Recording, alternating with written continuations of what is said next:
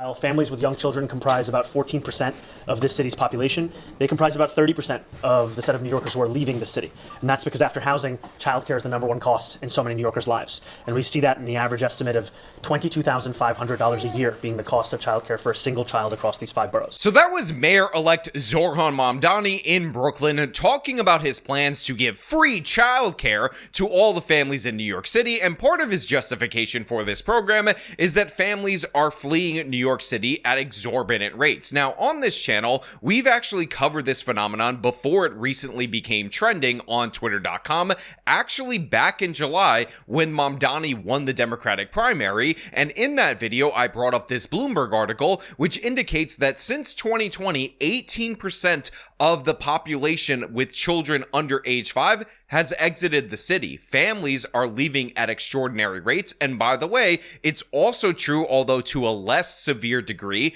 that families with children under the age of 18 are also fleeing the city. But recently, we actually received information, again, from this chart that has been going viral on Twitter.com, that indicates that there is a massive left-wing city exodus, and all of the families are moving, apparently, to Florida, Texas, and basically red states with way less social welfare programs and way less housing restrictions. And this is what I want to talk about today. The real demographic change that people are not addressing in major left-wing cities, why red states are capitalizing on that, and of course, how all of these programs that are proposed that supposedly are meant to help these families, in reality are just luxury beliefs that appeal to double-income, no-kids households, the base of the Mamdani-type candidates, and of course, they're going to backfire, but that's not necessarily a bad thing for the Mamdani types. But before we get into that, I want to thank everybody who supports this channel via actualjusticewarrior.com/join. Give me the money.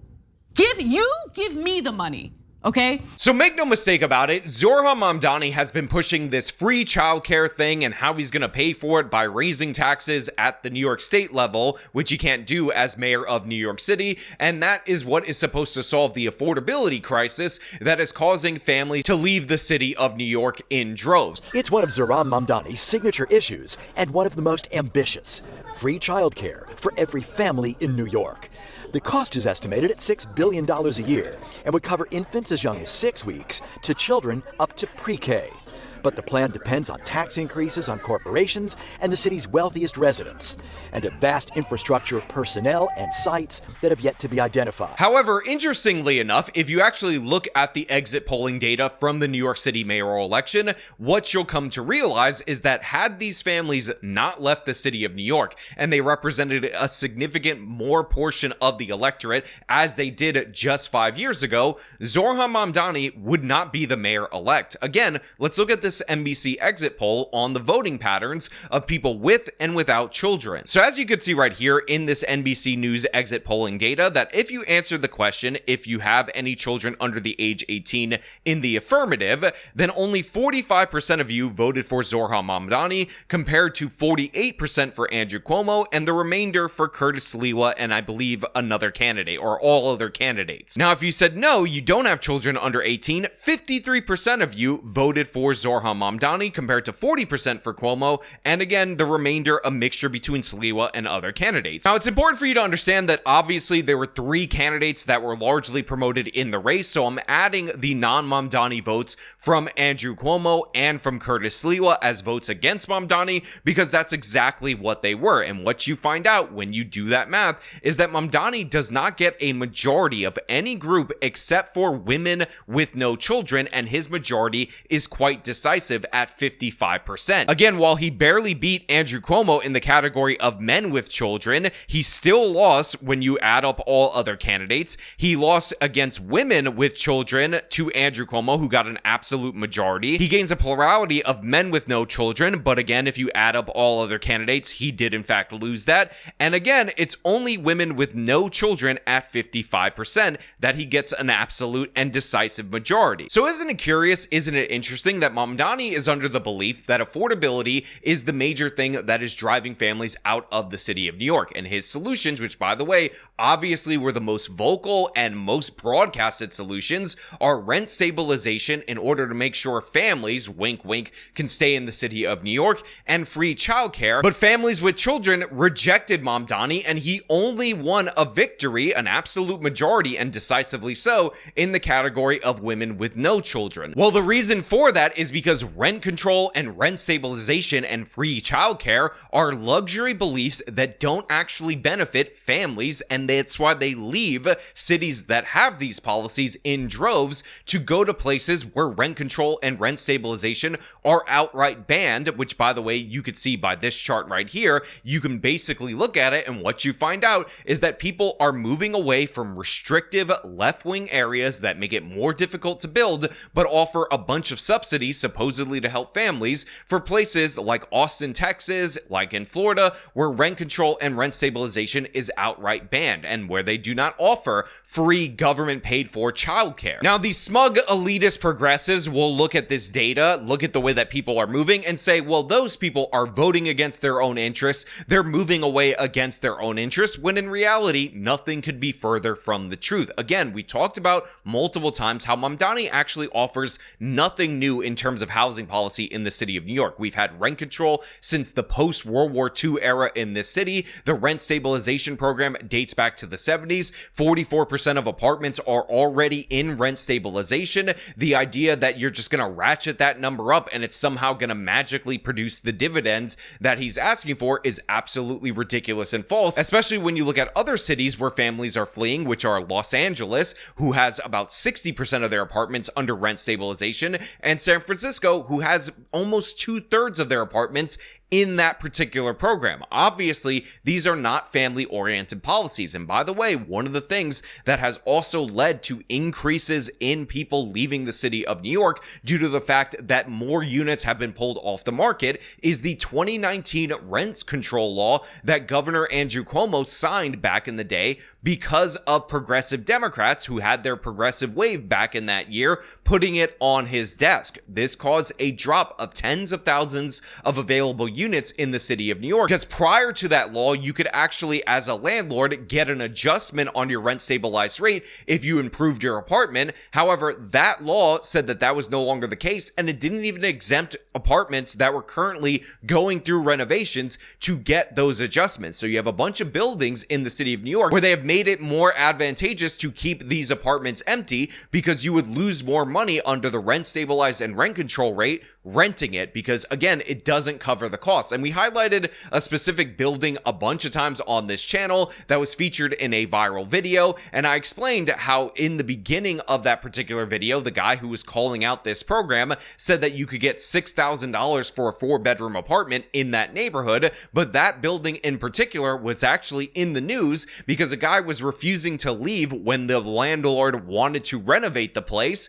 and the reason he was refusing to leave is because his rent was capped at $350 a month. You can't make any money on $350 a month, and when you pass a law saying that you can't get an adjustment even if you update the entire apartment, you end up in a situation where it's vacant, and again, tens of thousands of units have been pulled off the market due to Mamdani style policy. And again, if you look at this chart that is going viral right here, what you essentially see present on this chart are not cities that aren't fast growing in other regards. What you actually see are cities in red states that have good zoning rules, pro-builder kind of policies, growing in children under 5. And again, these cities often outright ban the very programs that the left-wing progressives are trying to push in order to solve the affordability crisis. But these places are more affordable because they focus on the supply side of things. Now, of course, there are some outliers in here. Washington, D.C. has seen some gains. Obviously, D.C. has a bunch of restrictions. It's a left-wing area, but the thing is, the government sector grows massively, and that leads to people moving there. That leads to families moving there, super wealthy families. It's one of the wealthiest areas in the entire country, wealthier than many areas in Manhattan, and those people can still afford to have families. And you also have Seattle, which is a left-wing area that was growing in population, but the mayor that they just ousted was actually recently moving in the correct direction. However, he has been replaced with the socialist who's having their childcare subsidized by her wealthy Manhattan parents, and she wants to institute all the same Mamdani policies that drive people away. But in addition to affordability, one of the things that you will also notice about a bunch of these cities that are increasing in population is that they didn't really embrace the defund the police movement. Again, there are notable outliers that are included that can be explained away for different reasons, but the overall trend right here, as you can see, is affordability through supply increases. So good building policies, not rent control, not rent stabilization. In fact, many of these cities, it is outright banned on the state level, as well as increased zoning restrictions being banned at the state level. But on the flip side, what you see is all of the bad zoning, all of the left-wing regulations, all of the policies that are supposedly there in order to make families want to stay, backfiring completely. And by the way, this should be surprising to no one. How many times have you heard a national figure talk about the importance of something like paid family leave if you want to raise the birth rates in the United States of America? I'm sure you hear it all the time. It's in left-wing media, and it's starting to creep into right-wing populist media. But the thing is that never gets asked in response to this is, how can they make the case that paid family leave is the thing that will cause a birthing boom in the United States of America and fix our population problems, when almost all of the countries that have that policy have lower birth rates than the United States of America? Look, we have to face reality. The only people that are having more children in order to collect more welfare are the dregs of our society. People in the hood with multiple baby daddies that, of course, are doing it in order to game the system, who don't actually want to work. For regular, normal, ordinary people, what they want in order to have a family is community, not government support. In fact, government support often separates you from the community, separates you from institutions like the church, and that prevents you from actually wanting to form a family, because it changes the mindset of the people, much in the same way that it also teaches them to be helpless. We've talked about this phenomenon before. It's called learned helplessness. In addition to that, when we talk about rent stabilization as a family-oriented policy, that flies in the face of all logic and reason, and it should be obvious that it does, because the fact is, when you get a rent-stabilized unit in New York City and it's at a good price, you don't move out. Like, that is a thing that you almost never do. And the reason you don't move out from that is because the market rent, because of so many apartments being in rent stabilization, and of course the negative effects on supply in a place like the city of New York, is so much higher. So you would lose a significant amount of money. But the thing is,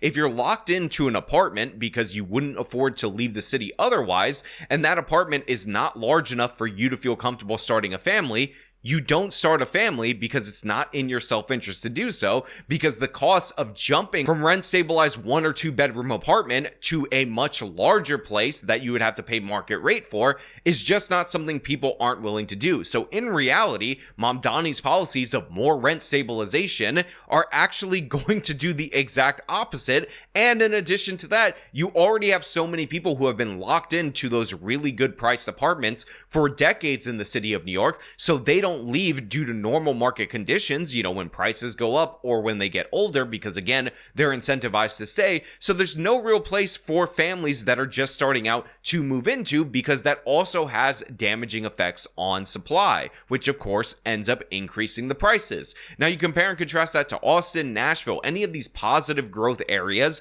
that are seeing nearly 100% increases in families with children under 5, and what actually happens because they actually allow building, prices fall. It's a competitive market that caters to the consumer. And so if you want to start a family, you don't have this giant burden against you of actually having to give up your rent stabilized place and go into the market rate, because you're never going to find a larger, cheaper rent stabilized apartment because somebody else is already holding that down till the end of time. And again, there's a lot of large apartments in the city of New York that are being held down by single individuals because, again, the rent rent is just so much cheaper, but normally people would downsize as they get older, move on with their lives, but that doesn't happen because it's not incentivized to happen. And this is the crazy thing about this, is that you have a bunch of liberal single women with no kids that are voting for policies in theory in order to help families that families are rejecting because they know the exact opposite is helping them. They also want more emphasis on public safety. That becomes a higher concern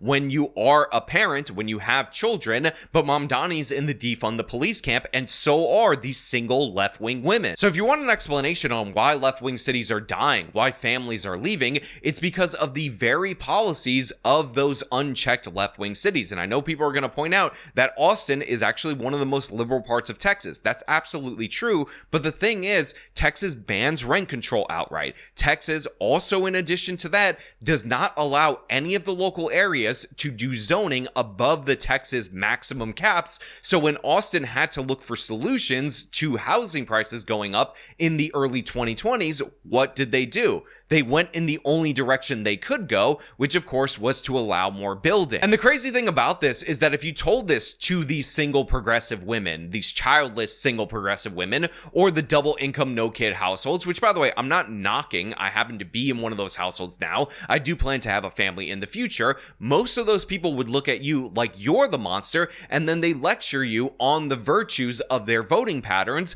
However, when you look at the voting patterns of the people that are affected, what you find out is that they're telling you they want the opposite. Their revealed preference is exactly contrary to what these people who are not in this situation are actually voting for, which unironically shows that they're worse at empathy than people who actually understand the realities of the situation. But you know what? Those are just my thoughts. I want to know what you guys think about this phenomenon down in the comments below. As per usual, if you like this video, show them by leaving a like, subscribe for more content, follow me on my social medias, support me via the support links in the description of this video. This has been me talking about the death of the family in the left-wing city. Till next time.